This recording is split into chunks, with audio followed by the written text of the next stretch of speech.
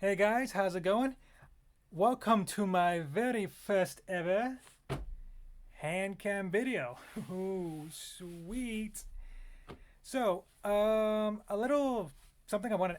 There's a little story about this. I wanted to do a hand cam video for quite some time.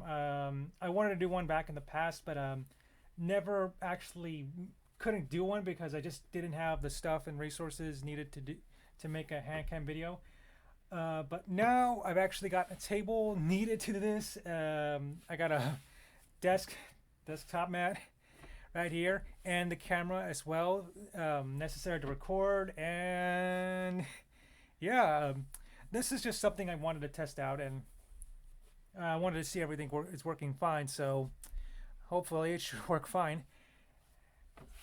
My purpose of wanting to do a hand cam video is at the first I wanted to start opening like booster packs of Pokemon cards and such. That was like my idea, my first thought about it. But then eventually I thought about thinking reviewing or giving my opinion on thoughts about products that I've used back, products of like handheld video game devices or video games in general or other obscure products that I come across, and just give you my opinion about it. And that's the whole reason. This is probably the whole reason why I wanted to do this video. So this is going to be my first time ever. So if there's like any errors or anything mistakes, I apologize. It's just this is the very first thing. So before I start introducing it, I'm going to talk about one other handheld console before we introduce one, and this one has to do with the PSP. So let me give you something. Let me just give you a little story. I've been using the PSP ever since about before 2010, maybe 2009, I could say at the least. I never actually got one of these. I was always like a Game Boy Advance person at that time. But when I first got one, it was like one of the most amazing handheld devices ever. Also, the fact that it has a UMD, like a mini DVD player right there, it's like so crazy right there. You can like watch like movies on this tiny devices. It's just the games also it had in. The games I was basically playing at this small device was kind of like Japanese strategy games like Disgaea, Phantom Brave, Prinny, and other games such as Star Wars Battlefront, Death Jam, Need for Speed Most Wanted. Those were like some of the games I've been playing around this small device. This is the one of the PSPs I currently own right now. It is the black and red model. This is one from Japan I got, and this is another PSP device. This is actually the PSP Go. This one is very different from this one. This doesn't use the UMD, but it has its own internal storage and an M2 proprietary memory card as well. So I've actually owned another one, but it's broken. Actually, let me just turn this on. I think I've already gave this a full charge.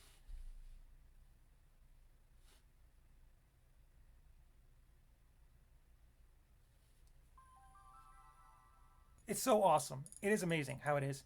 It has like your games, your videos, your music, your photos. I don't use. This is supposed to be comics, but this is like the Japanese version, so I never got into these menus. But yeah, it's so easy. And then when you want to hook it up to the computer, it reads it. It has like you can go to the file systems into that stuff. If you want to like put photos or videos in there or anything like that, you can just drag and drop. It's so simple, so easy, and so simple at that time. And not just that, it just also has its own internet browser. Uh, it also remote play. You can actually do remote play. It's like you have a PlayStation 3. You can actually play PS3. Well, not really PS3 games, but you could. Um, Actually, no. It's actually games that are supported by remote play.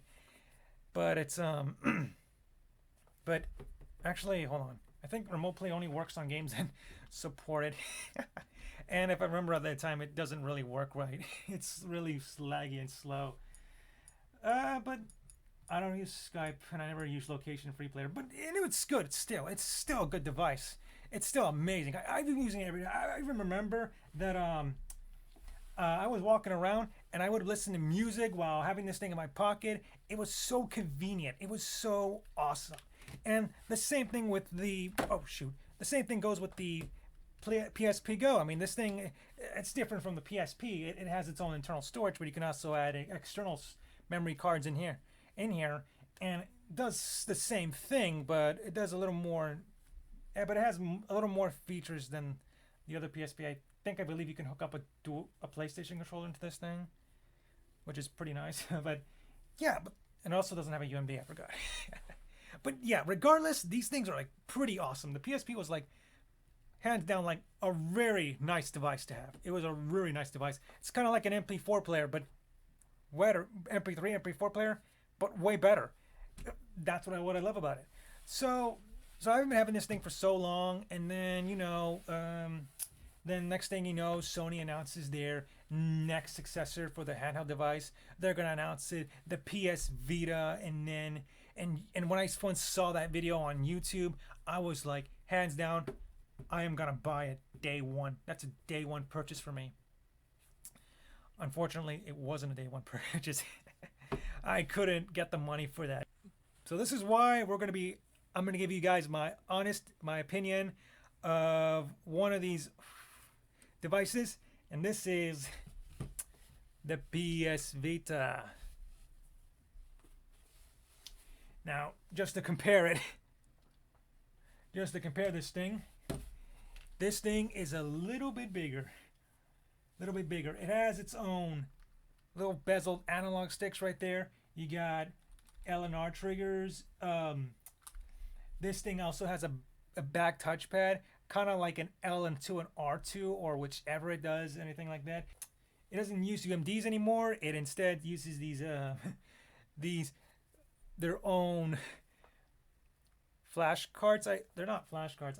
Or is it? I don't know. They're using their own game cards, their own Nintendo Switch game cards. But yeah, they got these, and they were pretty good. When I first got the Vita, it was a very nice device. The red one wasn't the very first device, actually. It was actually a PS Vita bundles, and it was actually black, and it came with a game called Call of Duty Black Ops Declassified, and I did not enjoy that game, guys. Honestly, I did not enjoy it. There was no zombies. Multiplayer sucked. It was really bad. There were some pretty good games other than Call of Duty, I would say. And some of these games would probably include, let me just get my hands on this one. Hold on. I'm going to have to pick these ones up. First of all, it comes up like Danganronpa. That one's a good game. That good game, I would say. The sequel, Danganronpa 2, Ultra the Spare Girls, and V3. It also had Disgaea 3 and Disgaea 4. That was kind of the whole purpose of getting a Vita.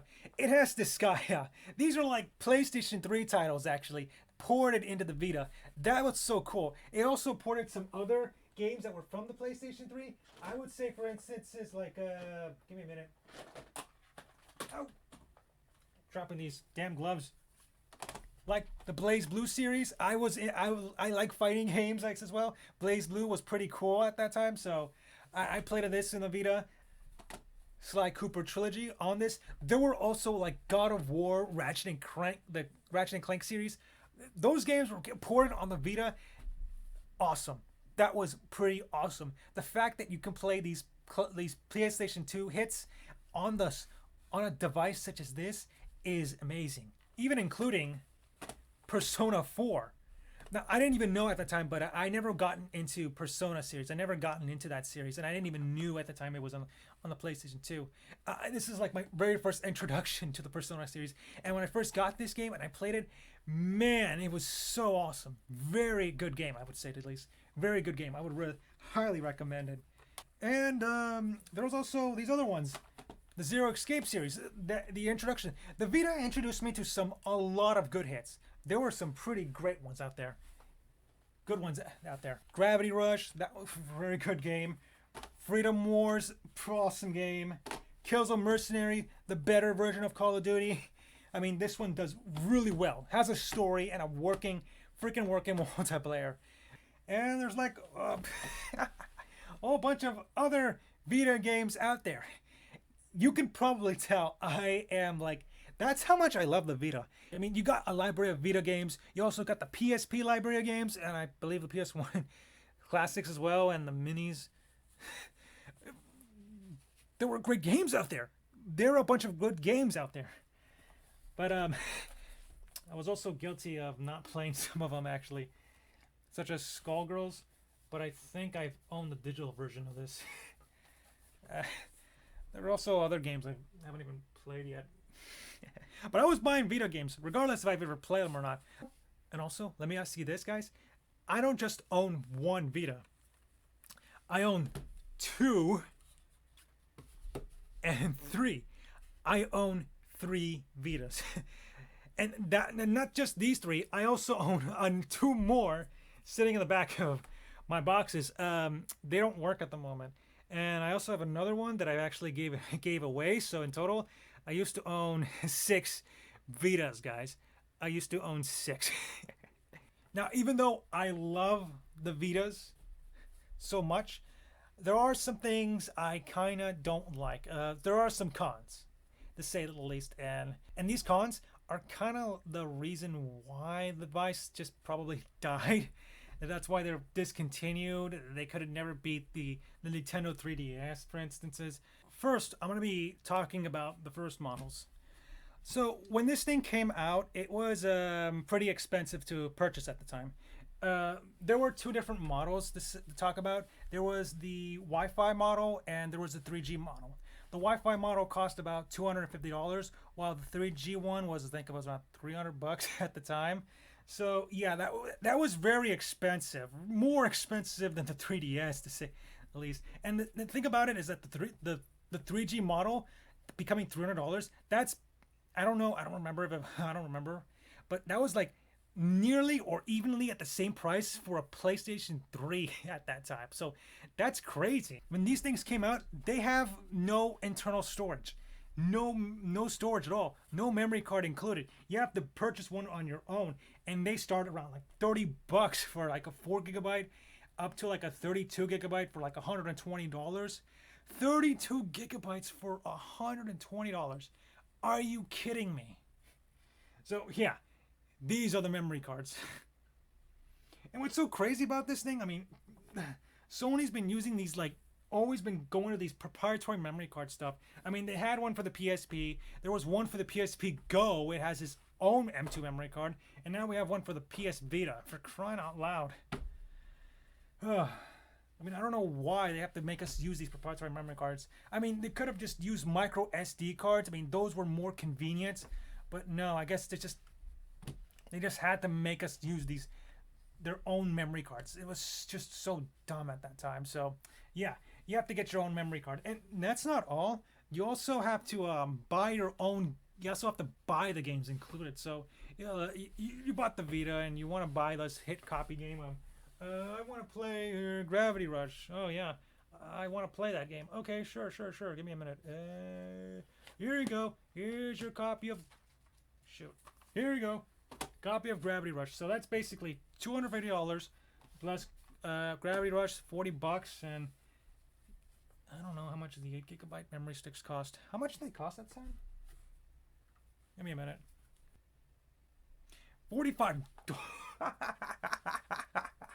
$45. $45 for an 8GB.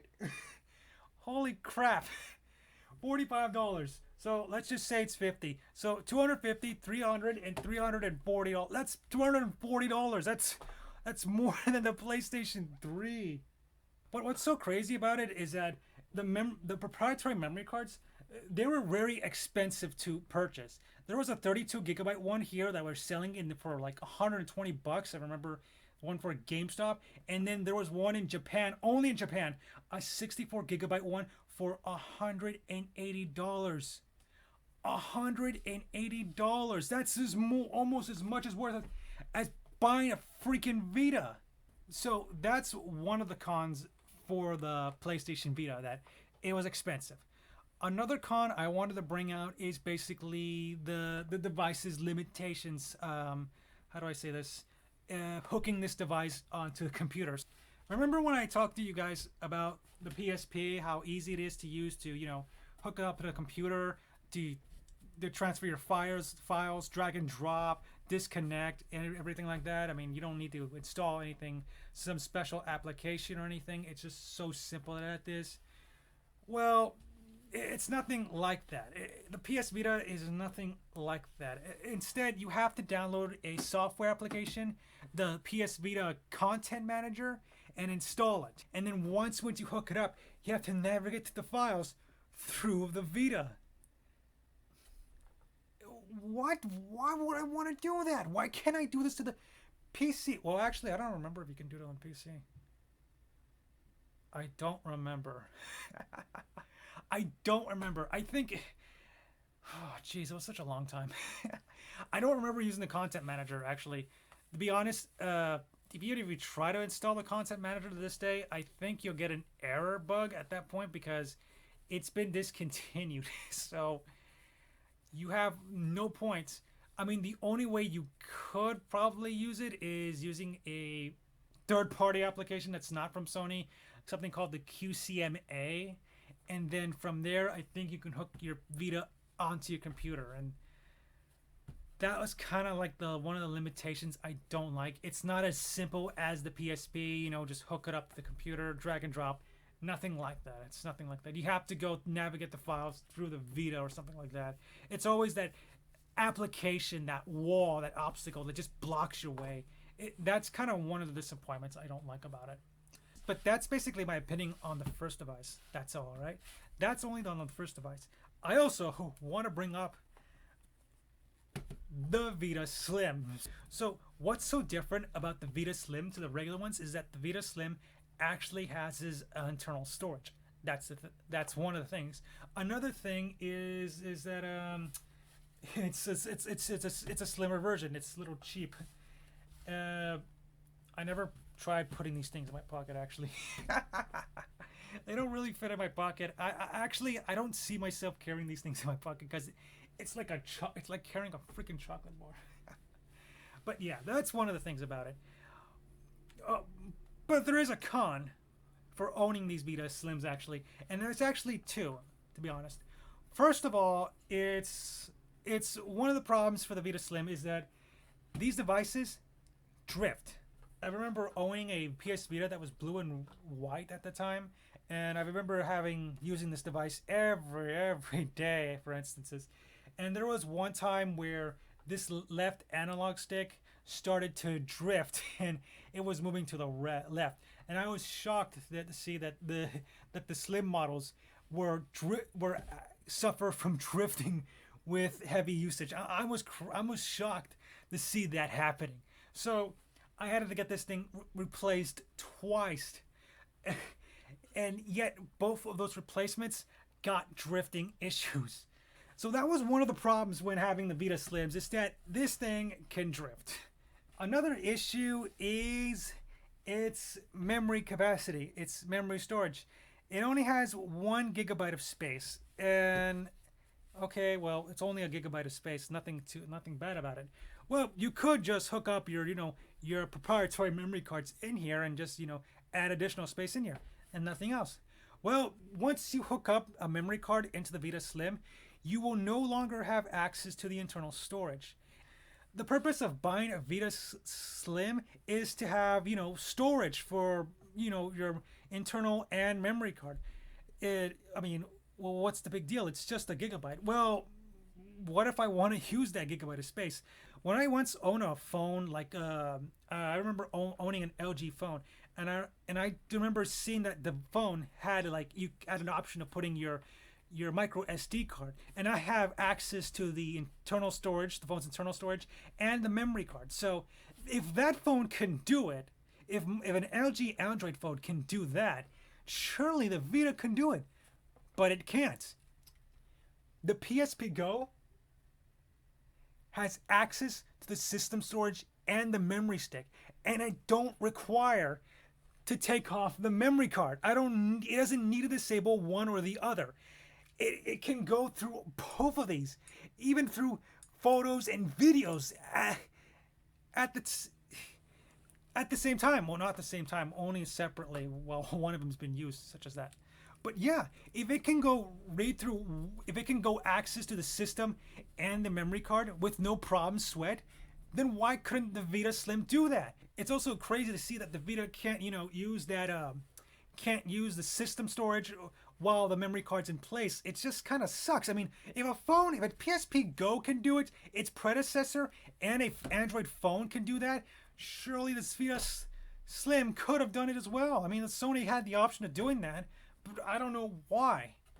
But I still love the Slim. This is actually my Caligula Vita.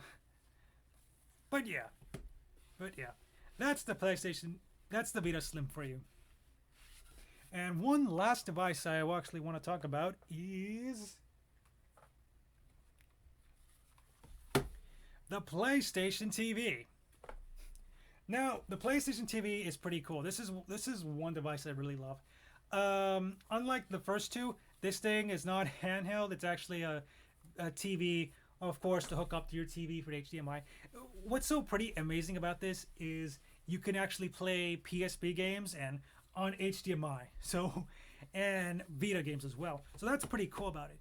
Before I start showing you some footages for the PS Vita, like the menu or something like that, there's one problem about it. This thing has HDCP. What does HDCP means? High bandwidth digital content protection. What does that mean? Okay, let's say this. I want to show you guys some footages for the Vita, like the menu or something like that. You can't do that because Sony add that on the TV. What? Why? Why would you add that in this? Why? I'm asking you a serious question. You put HDCP on this thing? Oh, jeez. It makes no sense. I mean, what are they protecting, honestly? What was the main purpose of this? Why would they add an HDCP on this, on the Vita? There was no purpose of it. What content are they protecting?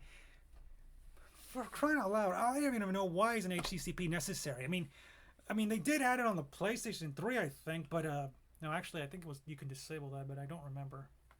But for the Vita TV, and to be honest with you guys, there's no option to disable it.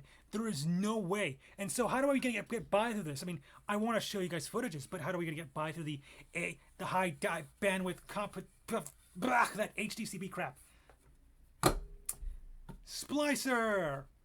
That is what we're going to do. That's right. We're going to kiss my ass, HDCP. Shoot. I got to show footage for this. Actually, I can't even find the plugin for this thing. Where is it? I wish I can show you the splicer, but this is... Oh, it's a splitter. Never mind. I call it splicer. I'm making a fool out of myself. Okay. I think the device is already on. That's what oh my god. Why is it... Whenever you hook this thing on, it just turns on automatically. Give me a minute. Alright. Now we hook this... There we go. Now, let's see.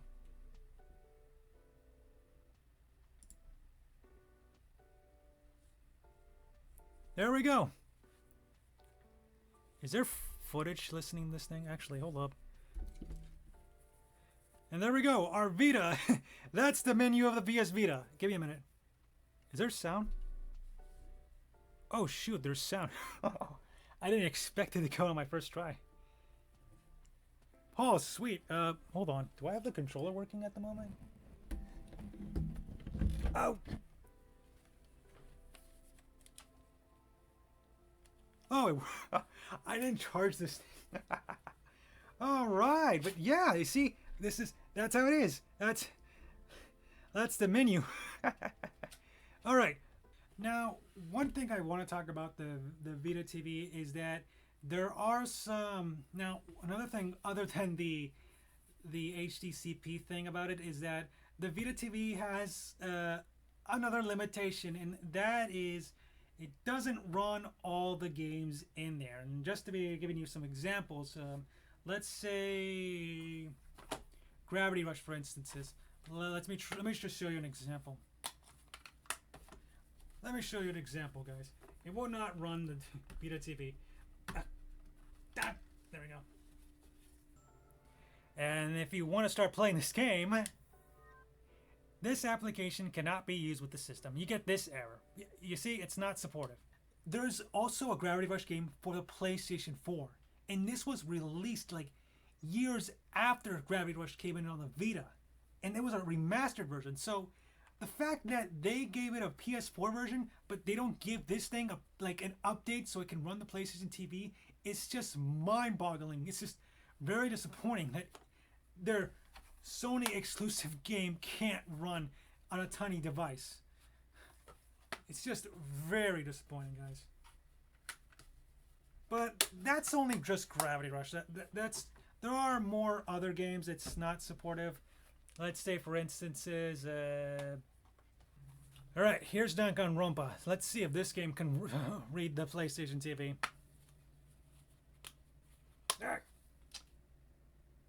Huh, look, now streaming on Funimation. And what happened to Funimation? It's gone, folks. Funimation's gone.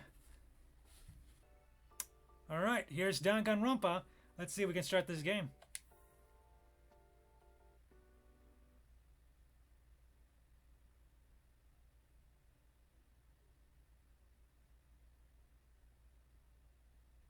Oh, it reads it? I had a PlayStation TV compatibility list that's right with me right now, and it's telling me Danganronpa isn't supportive. So I don't know how updated this thing is, but this thing could read.